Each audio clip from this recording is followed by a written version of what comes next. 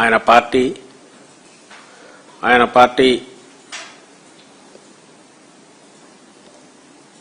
ఆధ్వర్యంలో నడుస్తున్న ప్రభుత్వం రాష్ట్రంలో వారం 10 రోజులుగా రాష్ట్రంలో అన్ని సమస్యలు పక్కకు పోయాయి. ఎస్పెషల్లీ గత 2-3 రోజులుగా వాళ్ళు క్రియేట్ చేస్తున్న ఒక యూఫోరియా బహుశా ఓ దేశానికి స్వాతంత్రం వచ్చినప్పుడు కూడా అట్లా ఉండనంతగా సంబరాలు ఏదో జరగాలని అవి ఎక్కడ జరగట్లేదు. That's different issue. ఒక అద్భుతం జరిగిపోయిందని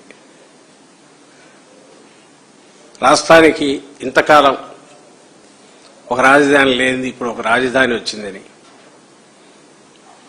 నిన్న చంద్రబాబు నాయుడు గారి మాటల్లో అది రాష్ట్రానికి కాదు దేశానికే ఒక గర్వకారణమైన ఇది విషయమని బహుశా ఢిల్లీని కూడా దాటేసి పోయినాడు.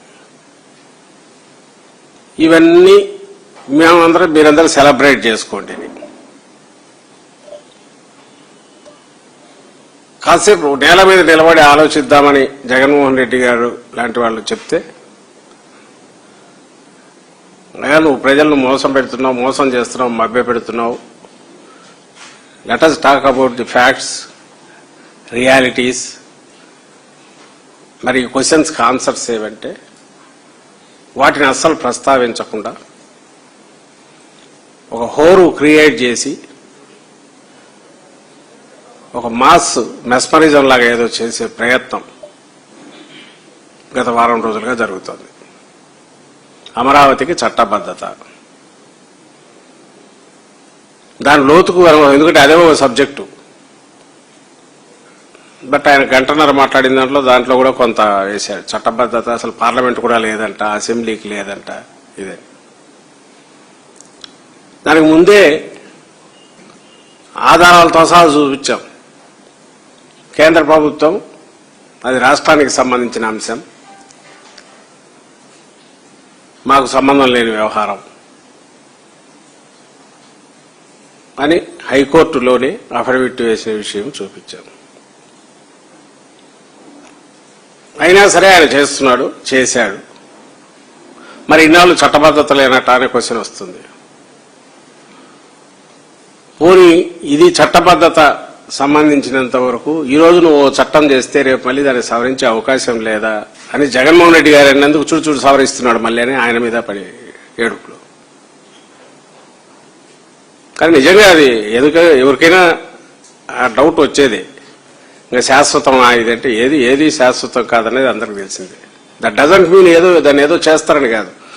నువ్వు అనవసరమైన దాని మీద ఒక టాపిక్ రైజ్ చేసి 15, 16, 18 ఎప్పుడో ల్యాండ్ పూలింగ్ అప్పుడు లేదా తర్వాత 20 ఆయన అప్పట్లో మోడీ గారిని పిలిచి ఫౌండేషన్ వేసినప్పుడు మళ్ళీ ఎప్పుడో రీస్టార్ట్ అని పూనకం వచ్చినట్టు ఇచ్చేసినప్పుడు మళ్ళీ నిన్న దీనికి మళ్ళీ అదే షో రిపిటేషన్. మళ్ళీ ఆ మట్టి కుప్పం మీద పోయి పడుకుంటాడు, లేదా పార్లమెంట్లో వాళ్ళు పోయి దండాలు పెడతారు.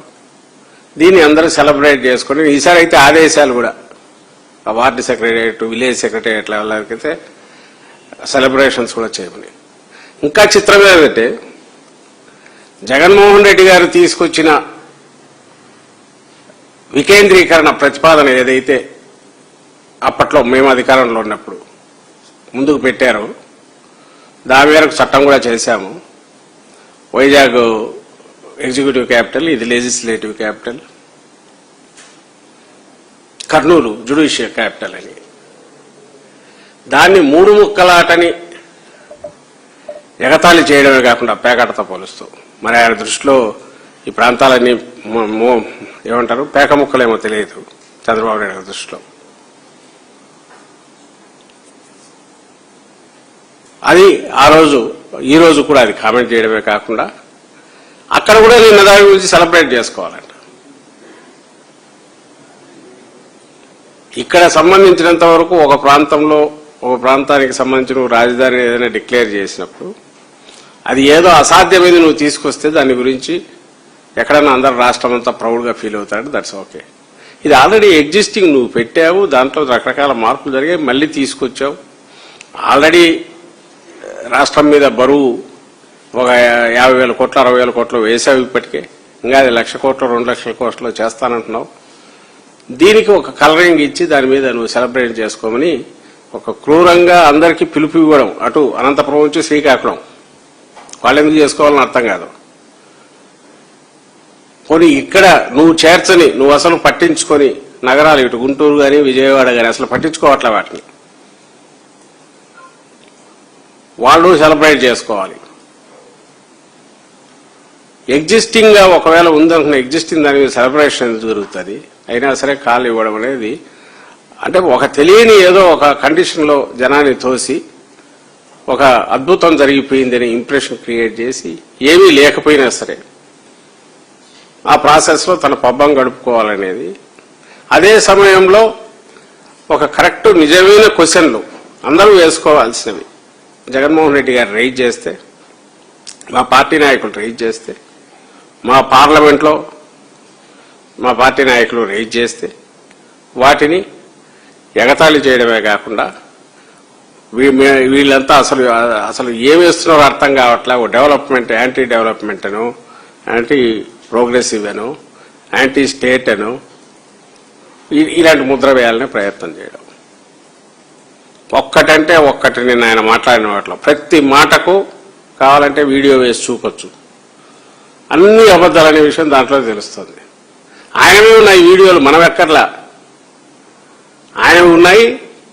ఇప్పుడు ఆయన పక్కన నిలబడిన ఆయన ఉప ముఖ్యమంత్రి పవన్ కళ్యాణ్ మాటలు ఉన్నాయి.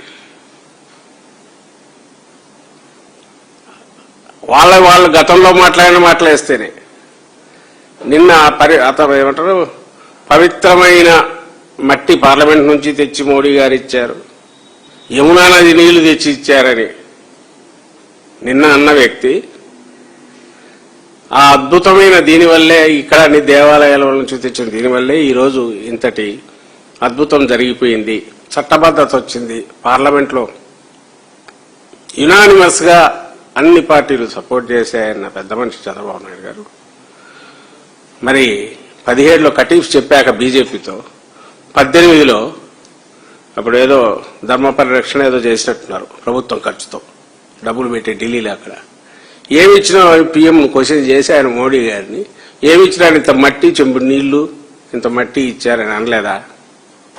అది ఆ రెండు పక్కన పెట్టిన ఆయన చెల్లించడు. ఎందుకంటే ఆయన ఈ రోజు ఏమనాలో అదే అని అంటాడు. వాళ్ళ ఉప ముఖ్యమంత్రి అది ఒక ఎవరు రాజధాని కాదు, కొంతమంది వాళ్ళ కోసం కట్టుకుంటున్న ఇదని తను అన్నాడు. అవన్నీ ఉన్నాయి హిస్టరీ. అంటే ఎవరు దాంట్లో ధైర్యం ఏంటంటే